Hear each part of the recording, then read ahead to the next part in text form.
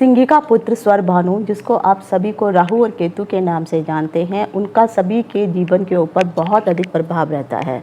शास्त्रों में यहाँ तक भी बताया गया है कि अगर आपकी कुंडली में राहु केतु शुभ भाव में नहीं है, शुभ फल या शुभ प्रभाव नहीं दे रहे हैं, तो क्योंकि ईश्वर ने पिछले जन्म के कर्मों के कारण जो आपने बुरे कर्म किए हैं, इस जन्म में राहु और केतु को आपको जो है दंड प्रदारित करने के लिए ही इस जन्म में उन भावों में राहु और केतु को रखा है, ताकि उन कर्मों का जो फल जो आपको भुगतना है वह इस जन्म में आपको भुगतना पड़े।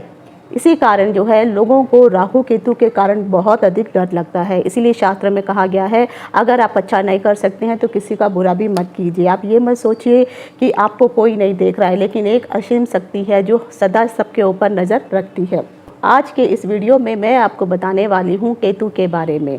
केतु के बारे में वीडियो शुरू करने से पहले मैं आपको पिछले वीडियो में मैंने आपको राहु के बारे में बताया था कि आखिर जो सिंही का पुत्र स्वरभानु है, जिसने अमृत चोरी किया और सूर्य और चंद्रमा की शिकायत पर मोहिनी रूपी विष्णु ने अपने सुदर्शन चक्र से उसका सर धड़ से अलग कर दिया था।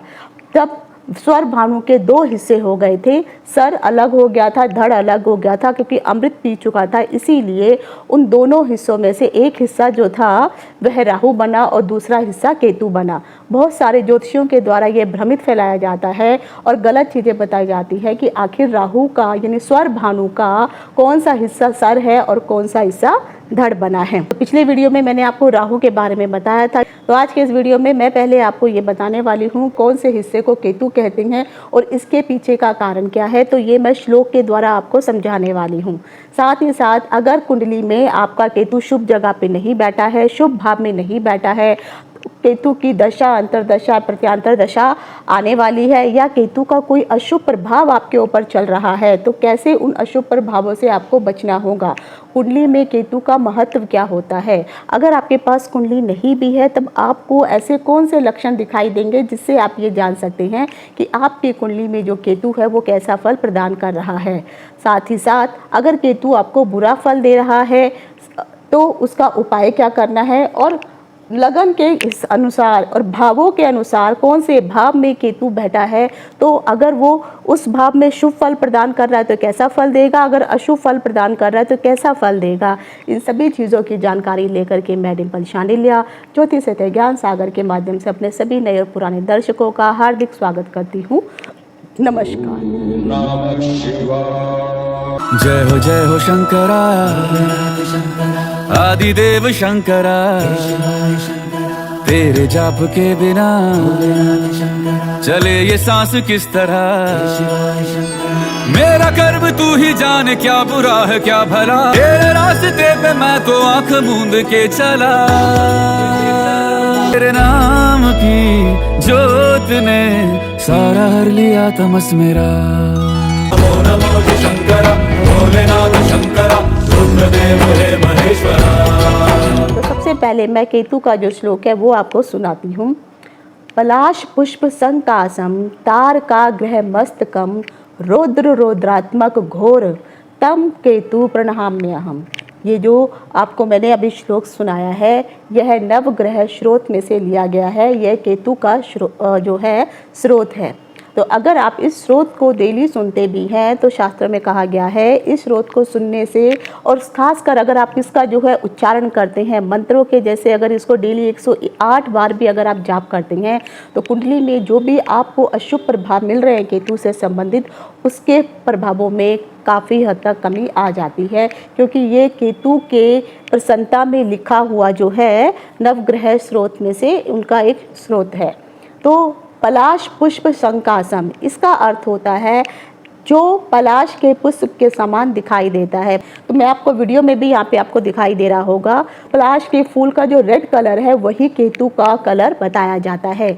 जिसकी लाल दीप्ति है, अर्थात जो बहुत लाल है वह बहुत अधिक चमकने वाला है, जिसका रंग तृण के समान जलते हुए तिनके के समान जो धुआं है वैसा दिखाई देता है। अगर अग्नि में कभी कोई तिनका अगर आपने जलता हुआ दिखा होगा और तिनका जलने के बाद उसमें जो चमक आती है, उसमें जो लालिमा आती है, और जब वो बुझ जाता है तो उसका जो धुआं निकलता है, तो उस प्रकार की लालिमा और धुएं के जैसा कलर केतु का बताया गया है। तार का ग्रह मस्तकम, यहाँ पर बताया गया है तारका का अर्थ होता है जितने भी संसार में तारे हैं, जितने भी नक्षत्र हैं, जितने भी ग्रह हैं, यह इनसे सर्वोपरि है, मस्तिष्क के ऊपर रखने वाला इसको कहा गया है। तो यानी जो भी तारे हैं, नक्षत्र हैं, ग्रह हैं, वह उन सब में से सबसे श्रेष्ठ है।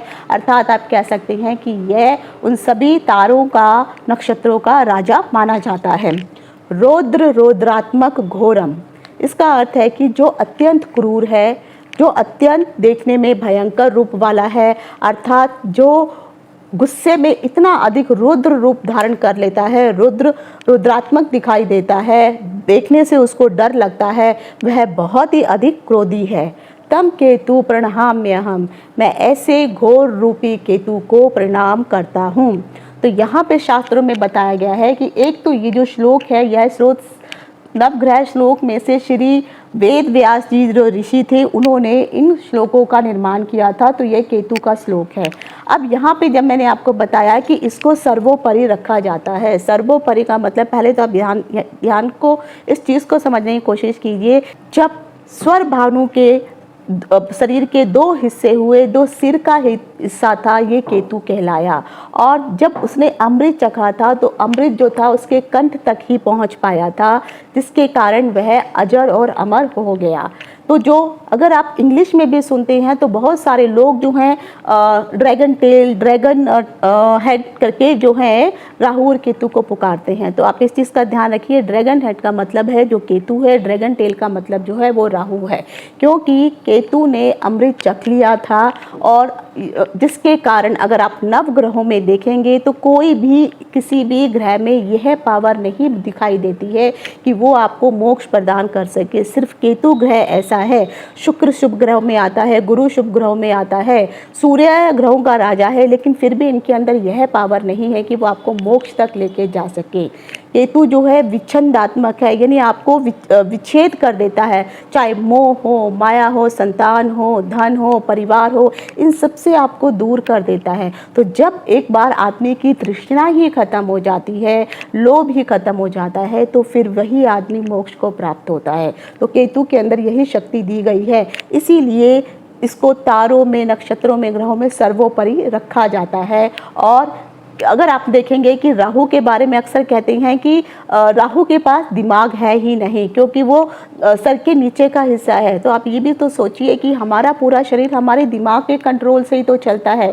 तो जिस इंसान के पास दिमाग ही नहीं है तो उसको यही पता नहीं है कि मैं जिस व्यक्ति को कुछ देने वाला हूँ मैं उसे कितना दूँ। तभी तो आपने देखा है कि रातों रात एक रिक्शे वाला जो है करोड़पति बन जाता है, और रातों ही रात जो करोड़पति होते हैं वो रोड तक पे भी आ जाते हैं। तो राहु जो है रहस्यमय तरीके से देने पे आता है, तो बहुत ऐसी चीज़ें दे देता है जिसके बारे में व्यक्ति सोच भी नहीं सकता है। फिर वो चाहे धन दौलत हो, चाहे सुख समृद्धि हो, चाहे वो आपके पापों का कर्म हो, या फिर वो दुख हो या कष्ट हो, तो ये आंखें बंद करके देने वाला है, क्योंकि बेचारे के पास तो सिर है ही नहीं, सोचने समझने की शक्ति है ही नहीं। तब आपको समझ में आ गया होगा कि क्यों केतु को जो है मोक्षदायिनी कहा जाता है। तो स्वर भानु का जो सिर का हिस्सा है वह केतु है, और नीचे का हिस्सा जो है वह राहु का लाता है। जो भी व्यक्ति इस पाठ का, अगर आपका केतु ठीक नहीं चल रहा है, तो इस पाठ का अगर आप दिन रात में कभी भी जब भी आपको समय लगता है तो आप 108 बार माला से, खासकर रुद्राक्ष की माला से अगर इसका जाप करते हैं तो ये आपको जो है शुभ फल प्रदान करना शुरू करता है। हालांकि इसमें थोड़ा टाइम लगेगा, एक दिन में नहीं होगा, लेकिन आप कंटिन्यूसली अगर इसका जाप करते जाएंगे तो आपको बहुत अधिक फायदा प्राप्त होता है। शास्त्र में कहा गया है कि जो केतु है, केतु की जो दृष्टि है वह लाल रंग की बताई जाती है, उसकी वाणी बहुत उग्र होती है, उसका वह हीन शरीर है, यानी केतु का शरीर है ही नहीं, वह बिना शरीर का है, सिर्फ उसका जो है सिर ही है। केतु के पास जो है शस्त्र हैं, लेकिन ऐसे भयानक शस्त्र है जिनको देख करके डर लगता है। वह पतित है यानी बुरा है, उसका रंग धुएं के समान है, वह वर्ण रहित है, उसमें कोई वर्ण ही, यानी उसको आप ये नहीं कह सकते कि वो स्त्री है या पुरुष है, तो कोई वर्ण ही नहीं है उसका। दुबला पतला है, दुष्ट है, नित्य धूम्रपान करने वाला, ऐसा केतु का स्वरूप शास्त्रों में बताया गया है। ऋषियों के द्वारा केतु का जो कारक तत्व है ये इस प्रकार से बताए गए हैं। अगर आप इनको ध्यान में रखेंगे तो आपको समझ में आएगा कि भाव के अनुसार जो है केतु के लिए क्या क्या शुभ या अशुभ फल प्राप्त होते हैं। तो केतु के जो कारक तत्व होते हैं, तो सबसे पहले केतु के लिए कहा गया है कि अगर केतु जिसका ठीक नहीं होता है, उनको हृदय रोग होता है, वह लोग कोढ़ी बन जाते हैं, बुद्धि भ्रम हो रहता है, हमेशा उनकी बुद्धि में कोई ना कोई भ्रम यानी वह इल्यूजन में ही रहते हैं, विषबाधा का प्रकोप होता है, ऐसे लोगों में पैरों के रोग होना, पिचाशबाधा होना, पत्नी और पुत्र का दुख उन्हें भुगतना पड़ता है, ब्राह्मणों का, क्षत्रियों का विरोध, शत्रु से भय, प्रेत बाधा, शरीर में मलिनता यानी गंदा शरीर रखने के कारण जो रोग हो जाते हैं, खुजली होना, चेचक होना, शत्रुओं के साथ कपट इत्यादि करना, नीच जाति के लोगों के साथ जो है उनका मेल जोल बहुत अधिक होता है, इन सब के ऊपर केतु का अधिकार है। तो आप सोच लीजिए, अगर आपका केतु ठीक नहीं है तो इस प्रकार के अगर कार्य अगर आप कर रहे हैं, या इस प्रकार के लोगों के साथ आपके साथ मित्रता है और इस प्रकार की अगर परेशानियां आपको हैं, तो आप कह सकते हैं कहीं ना कहीं आपका केतु शुभ भाव में नहीं बैठा है।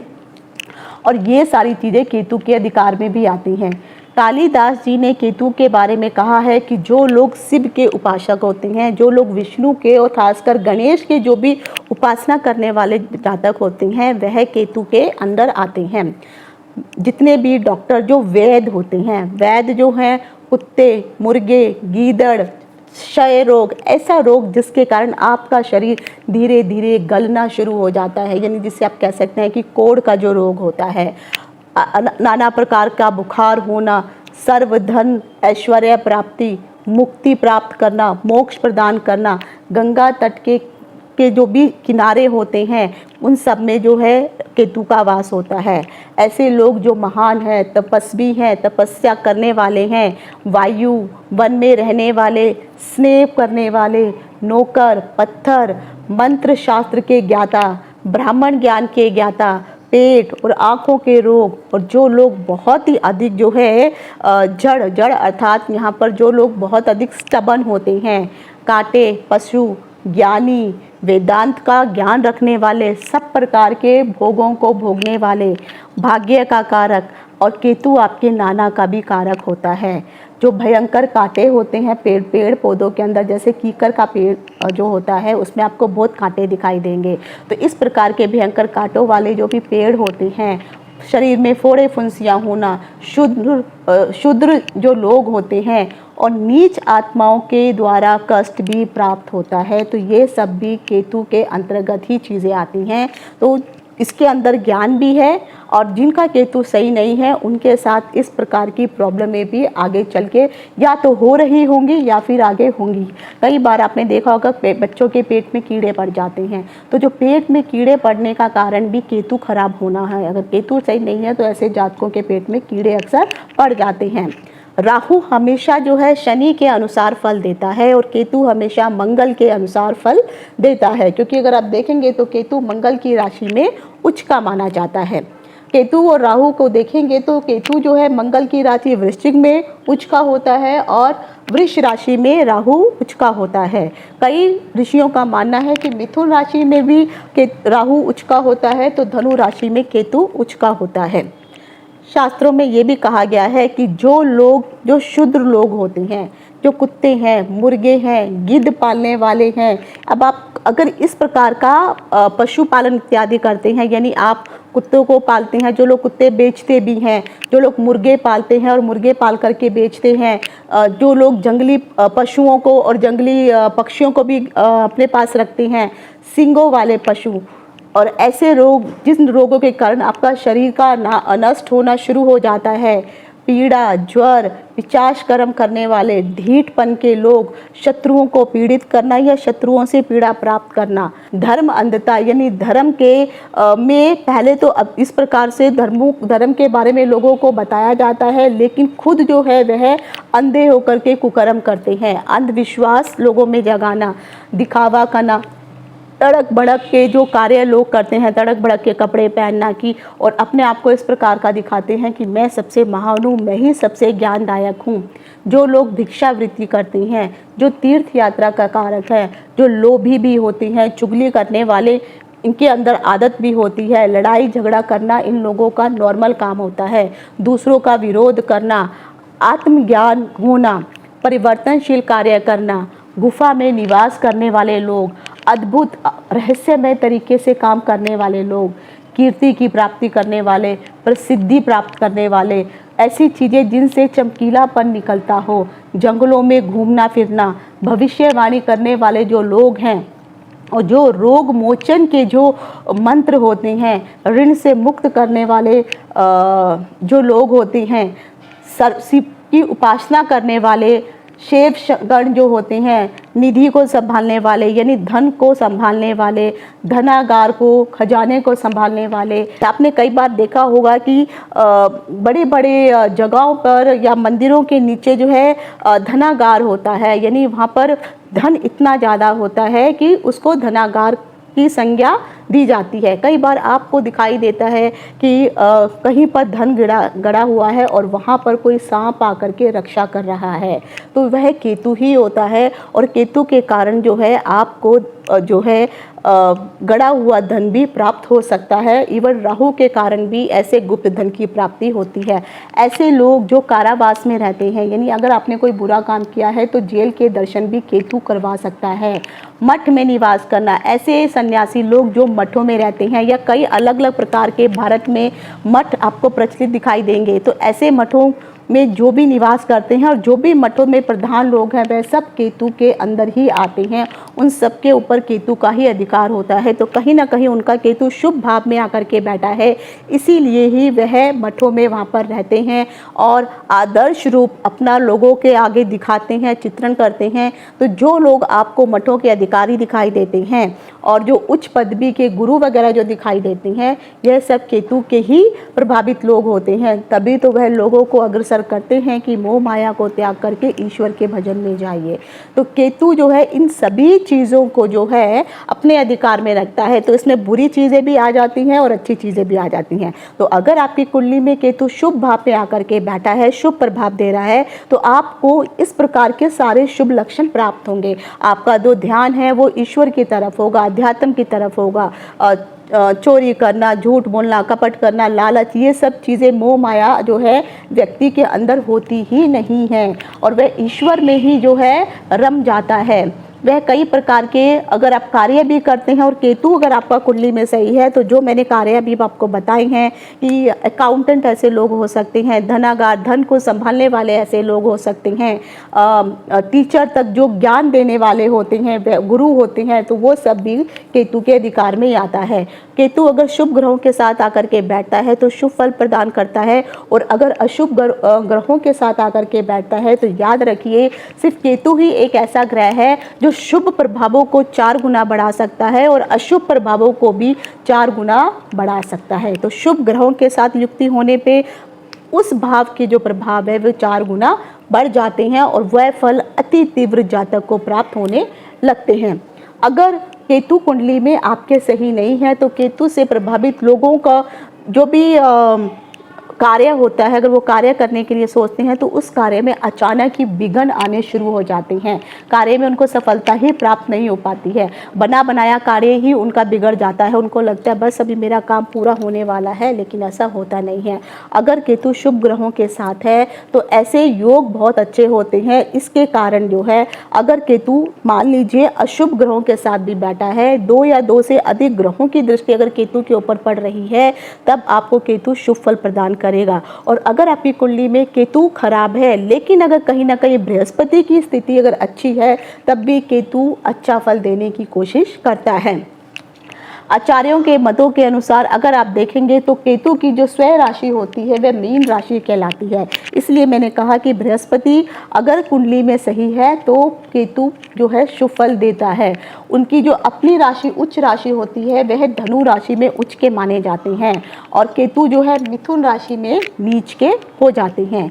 केतु की अगर जड़ी बूटी देखेंगे, कई बार शास्त्रों में ये भी बताया गया है, मान लीजिए केतु अगर आपका ठीक नहीं है तो एक पर्टिकुलर नक्षत्र में, पर्टिकुलर दिन में, एक अच्छे शुभ दिन में अश्वगंधा होता है, वह केतु का ही पौधा माना जाता है।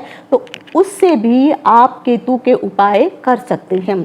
केतु का जो रत्न होता है वह लहसुनिया होता है और केतु का जो रंग है वह भूरा रंग केतु के लिए बताया जाता है। अगर किसी भी जातक की कुंडली में केतु जो है शुभ भाव पर नहीं बैठा है तो ऐसे जातक को जो है हमेशा डिप्रेशन लगा रहता है, उसको नींद नहीं आती है, रात में सोने में मुश्किल होती है। अगर राहु और केतु के बीच में सारे ग्रह एक साइड पे आ जाए, मान लीजिए कि ये राहु है और ये केतु है और सभी 9 के 9 ग्रह इस तरफ आ जाएं या 9 के 9 ग्रह उस तरफ आ जाए, तो ऐसे योगों को काल सर्प योग कहा जाता है। जब ये स्थिति होती है तो उस समय ग्रहों का जो प्रभाव है वो बहुत ही कमज़ोर हो जाता है। शास्त्रों में काल सर्प 1, 2, 3 नहीं 12 प्रकार के काल सर्प योग बताए गए हैं। अगर आपकी कुंडली में काल सर्प योग बनता है तो उससे संबंधित भी मैंने पूरे 12 काल सर्प योगों के लिए वीडियो बनाया हुआ है, उसका लिंक मैं डिस्क्रिप्शन बॉक्स में दे दूँगी। आप वहाँ से अपने कुंडली के अनुसार आप देखिए कि आपका जो है काल सर्प योग जो है किस भाव में पड़ रहा है और उसके अनुसार आपको क्या शुभ या अशुभ फल प्राप्त होंगे और उसके उपाय क्या करने हैं वो भी उसमें बताए गए हैं। पर याद रखिए कि ज़रूरी नहीं है कि सारा काल सर्प जितने भी 12 के 12 हैं वह सब अशुभ हों, ऐसा भी नहीं होता है। तो आपको वो अगर आप वीडियोस देखेंगे तो आपको समझ में आएगा कि आखिर आपका जो काल सर्प योग है वो किस काल सर्प योग के अंतर्गत आता है। ऋषियों के अनुसार बताया गया है कि कुंडली में अगर आपका केतु सही नहीं है तो आपको जेल तक की यात्रा करनी पड़ सकती है। ऐसे लोग घर में हमेशा अगर जब भी रहते हैं तो उनको दुख की प्राप्ति होती है।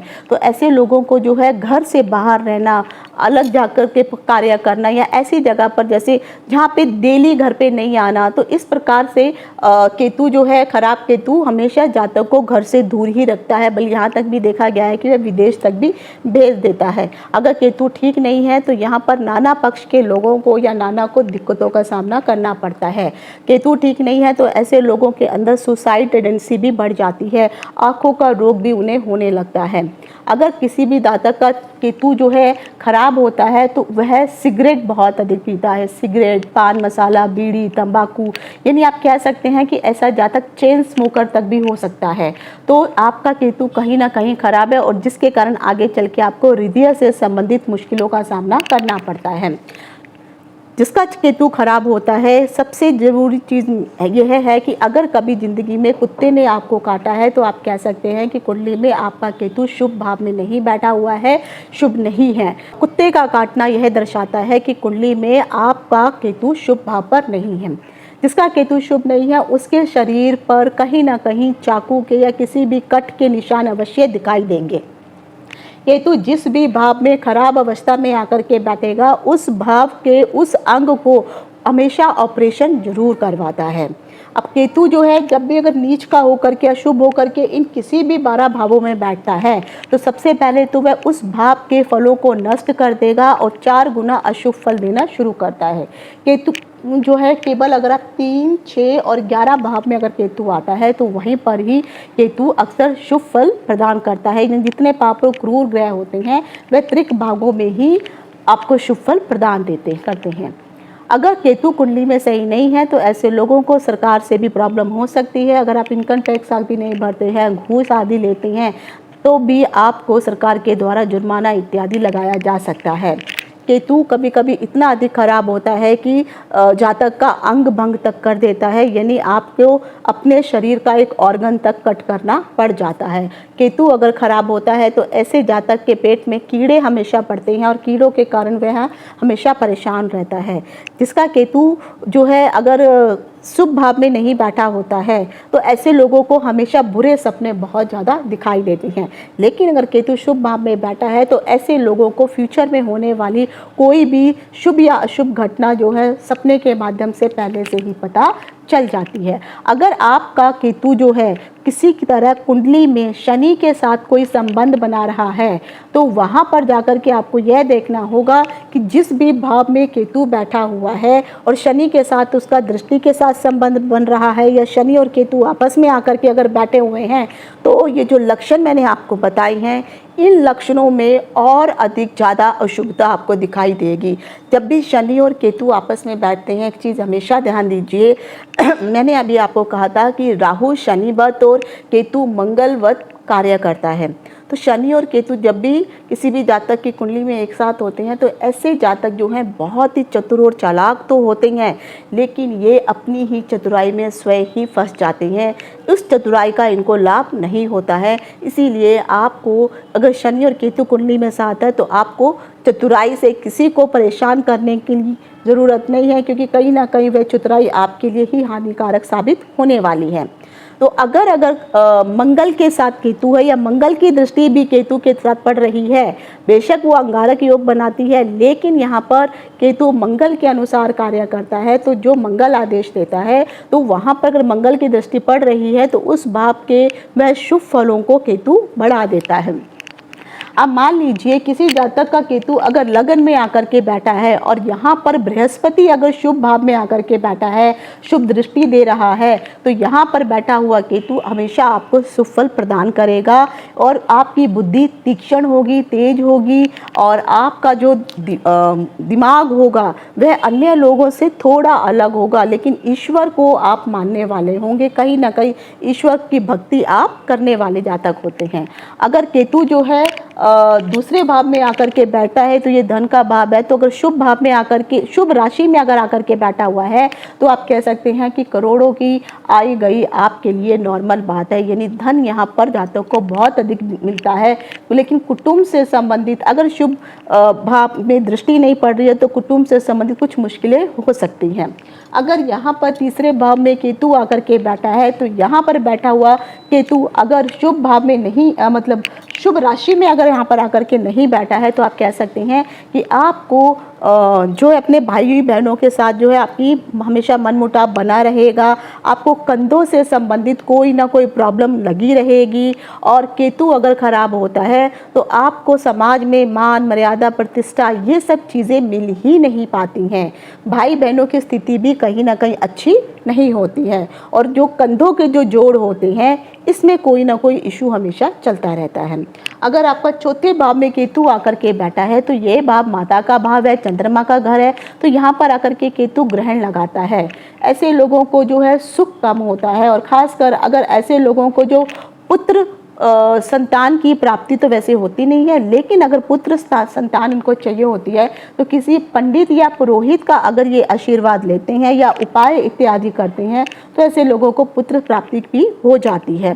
लेकिन केतु यहाँ पर बैठ करके कहीं ना कहीं माता के स्वास्थ्य को तो हानि पहुँचाता ही है, माँ के साथ अनबन तक भी होती है। पांचवें भाव में अगर केतु आकर के बैठता है तो यहाँ पर बैठ करके केतु जो है जातक को एक तो वह इंटेलिजेंट होता है, पढ़ने में ऊंची पढ़ाई अच्छी पढ़ाई वह देता है। यहाँ पर बैठ करके केतु आपको अच्छी संतान भी देता है और जैसे जैसे संतान बड़ी होती जाती है आपको जो है अच्छे केतु के फल प्राप्त होने शुरू हो जाते हैं। लेकिन एक चीज़ ध्यान रखिए कि इस भाव में केतु के साथ अगर मान लीजिए बृहस्पति की दृष्टि अगर यहाँ पर पड़ रही है तो यहाँ पर संतान कभी कभी केतु अगर ठीक नहीं है तो फिर देरी से भी होती है, लेकिन अगर बृहस्पति की दृष्टि पड़ रही है तो पुत्र संतान की प्राप्ति अवश्य होती है। और यहाँ पर बैठ कर के केतु जो है जातक को शुगर की प्रॉब्लम भी कई बार दे देता है। अगर गुरु कुंडली में ठीक भाव पर नहीं है तो आपका जो भी बच्चा होगा आगे चल कर उसको जो है दमा तक की भी शिकायत हो सकती है। अगर छठे भाव में आकर के केतु बैठा हो तो यहाँ पर केतु अच्छा और शुभ फल देने की कोशिश करता है। आपके रोग ऋण रिपु ये सब चीज़ों को समाप्त करेगा, लेकिन कहीं ना कहीं मामा पक्ष में यहाँ पे हानि होनी शुरू होती है। मामा पक्ष के साथ आपकी बनती नहीं है और फिर आगे चल के जो है शत्रुओं पे विजय जरूर आपको केतु दिलवा देता है। अगर सप्तम भाव में आकर के केतु बैठा होता है तो यहाँ पर आपका जो जीवन साथी है उसके प्रति आपका व्यवहार ठीक नहीं होता है या आप दोनों का हमेशा मनमुटाव लगा रहता है। व्यापार इत्यादि करते हैं तो उसमें भी प्रॉब्लम और अड़चने आती रहती हैं। कई बार ऐसी नौबत भी आती है कि कोर्ट कचहरी में जाकर के संबंध विच्छेद या तलाक तक की भी नौबत आ जाती है, क्योंकि केतु हमेशा विच्छेद करता है, संबंधों को तोड़ देता है। अष्टम भाव में अगर केतु आकर के बैठा है तो ये गुप्त धन का भी भाव है, गुप्त विद्या का भाव है। तो कहीं ना कहीं से आपको गुप्त रूप से पैतृक संपत्ति तो अवश्य ही केतु यहाँ पर दिलवाने की कोशिश करता है। अगर केतु आपके 9वें भाव में आकर के बैठा हुआ है, ये आपके अध्यात्म का भाव है, आपके भाग्य का भाव है। तो केतु यहाँ पर आकर के बैठेगा तो कहीं ना कहीं भाग्य में आपको जो है रोक लगा देगा। अगर शुभ राशि में नहीं आकर के बैठा है तो आप जो कार्य भाग्य के सहारे बन सकते थे उनमें अड़चने पैदा करना शुरू कर देता है। पिता को कष्ट होने लगता है और कई बार तो देखा गया है कि यहाँ पर बैठा हुआ केतु पिता की मृत्यु तक भी करवा देता है। कई बार खराब केतु यहाँ पर पिता को कैंसर तक की लाइलाज बीमारी दे देता है और उस कैंसर के बारे में पिता को जब पता चलता है जब कैंसर की लास्ट स्टेज पहुँच चुकी होती है। लेकिन अगर वहाँ पर शनि या मंगल अगर शुभ हो करके अगर बैठे हुए होते हैं तो कहीं ना कहीं ये जो बुरा प्रभाव है थोड़ा कम हो जाता है। अब आ जाता है कि आपका जो केतु अगर मान लीजिए 10वें भाव में आकर के बैठा हुआ है तो 10वां भाव ये जो है कार्य क्षेत्र का भाव है और ये शनि का घर भी है। तो यहाँ पर बैठ के केतु जो है अच्छा फल देने की कोशिश करता है। लेकिन यहाँ पर अगर वो अशुभ होकर के बैठा है तो इस भाव में बैठ करके एक तो केतु आपके कार्यों को बनने नहीं देगा। अगर आप कोई नौकरी इत्यादि करते हैं तो नौकरी में हमेशा अड़चने या परेशानियाँ आपको लगी रहती हैं, तो नौकरी से ऐसे जातक संतुष्ट नहीं हो पाते हैं। लेकिन अगर यहाँ पर शुभ होकर के केतु बैठा है तो आप इस भाव के सारे शुभ प्रभाव और फल आपको अवश्य प्राप्त होते हैं। केतु अगर 11वें भाव में आकर के बैठा है तो जैसे मैंने कहा है कि 11वें भाव में जो है पाप ग्रह शुभ फल देते हैं। तो यहाँ पर अगर केतु बैठा हुआ है और शनि कहीं पर 3रे भाव में आकर के बैठा है तो ऐसे जातक को बहुत धन की प्राप्ति होती है और यहाँ पे बैठा हुआ केतु धन से संबंधित बहुत अधिक लाभ प्रदान करता है। लेकिन अगर 3रे भाव में चंद्रमा बैठ जाता है, मंगल बैठ गया, बुध बैठ गया, सूर्य बैठ गया या केतु की शत्रु राशि आकर के अगर यहाँ पे बैठ जाती हैं तब यहाँ पर अशुभ फल देना शुरू कर देता है। 11वें बैठा हुआ जो भी जातक होता है एक तो वह चापलूस बहुत होता है और थोड़ा कपटी भी होता है। अगर आपको उससे कोई काम निकालना होता है तो हमेशा वो लारा लगाते रहता है, आगे पीछे करता रहेगा, आज नहीं कल, कल नहीं परसों, यानी आपको गोली देता रहेगा। लेकिन अगर उसको कोई काम निकलवाना हो तो वो इतनी चापलूसी करेगा कि चालाकी से अपना काम निकलवा लेता है। 12वें भाव में बैठा हुआ केतु जो है अक्सर वहाँ पर अच्छा फल देने की कोशिश करता है क्योंकि 12वां भाव उसका अपना घर भी होता है, वहाँ मीन राशि है जो गुरु की राशि है और शास्त्रों में ये भी कहा गया है कि गुरु जो है केतु जो है वो गुरु का शिष्य है। तो जब गुरु कुंडली में सही होता है तो केतु समहाव अच्छा फल देने की कोशिश करता है। तो वहाँ पर बैठा हुआ केतु जरूर आपको शुभ फल प्रदान करेगा। आपको छोटी बड़ी यात्राएं जो भी होंगी उस यात्राओं में सफलता मिलती है और जैसे जैसे आपकी संतान अगर पुत्र संतान है वो अगर बड़ी होती जाती है तो धीरे धीरे आपके घर में धन आगमन के स्रोत भी बढ़ते जाती हैं। लेकिन 12वें घर में बैठ करके केतु एक अशुभ फल अवश्य देता है क्योंकि ये सुख और सैया का भाव भी है। तो यहाँ पे वो सैया सुख प्रदान नहीं होने देता है। तो कोई ना कोई कारण ऐसा होता है कि वहाँ पर हस्बैंड वाइफ के रिलेशन में जो आपको यौन संबंधी जो चीज़ें प्राप्त होनी चाहिए वो नहीं हो पाती हैं, तो उसमें ज़रूर आपको परेशानी होती है। लेकिन यहाँ पे बैठा हुआ केतु अगर मान लीजिए 12वें भाव में केतु जो है शुभ नक्षत्रों में आकर के बैठ गया है या उचका होकर के बैठ गया है या गुरु के साथ आकर के बैठ गया है या किसी की तरह से गुरु की दृष्टि केतु पर, केतु की दृष्टि गुरु पर पड़ रही है तो मोक्ष तक की भी प्राप्ति आपको केतु इस भाव में करवा सकता है। अगर आपका केतु कुंडली में शुभ भाव में नहीं बैठा है, बुरे फल दे रहा है, दशा महादशा चलने वाली है, तो आपको क्या उपाय करने चाहिए? तो सबसे पहला उपाय है कि जो पैरों के जो अंगूठे होते हैं उस अंगूठे में अगर आप चांदी का छल्ला बना करके अगर आप पहन लेते हैं तो उस छल्ले को भी आपको एक पर्टिकुलर दिन होता है, नक्षत्र होता है, समय होता है। तो ये आप जब भी आप कोई भी उपाय करिए रैंडमली ऐसे ही उपाय मत कर लीजिए। सबसे पहले आप अपनी कुंडली को किसी अच्छे ज्योतिषी से ज़रूर कंसल्ट कराइए और जो भी वो उपाय बताता है, सारे उपाय मैं जो भी आपको उपाय बता रही हूँ जरूरी नहीं आपने सारे उपाय करना शुरू कर देने हैं। कोई भी एक उपाय चुनिए, अच्छा दिन, मुहूर्त, नक्षत्र होना चाहिए, फिर जिस तरह से बताया जाता है उस तरह से आप उपाय अवश्य करिए। तो पहला जो मैंने उपाय बताया है कि पैरों के अंगूठों में आपको चांदी के छल्ले पहनने हैं। अब वो किस दिन पहनने हैं, कैसे पहनने हैं, कौन से नक्षत्र में पहनने हैं, ये आपकी कुंडली को देख करके ही निर्धारित किया जा सकता है। नंबर 2, मैंने आपको कहा था कि जो केतु है वह बंदर का, कुत्ते का, मुर्गा मुर्गी इनका कारक होता है। केतु अगर सही नहीं है तो आपको नॉनवेज बिल्कुल नहीं खाना चाहिए, खासकर चिकन आदि तो बिल्कुल भी नहीं खाना चाहिए। तो कुत्तों की आपको सेवा करनी चाहिए। मुर्गों को जाकर के आप जो है दाल इत्यादि, जो आप मसूर की दाल आप दे सकते हैं। जैसे मैंने कहा है कि क्योंकि मंगल के प्रभाव से ही केतु अच्छा फल देता है।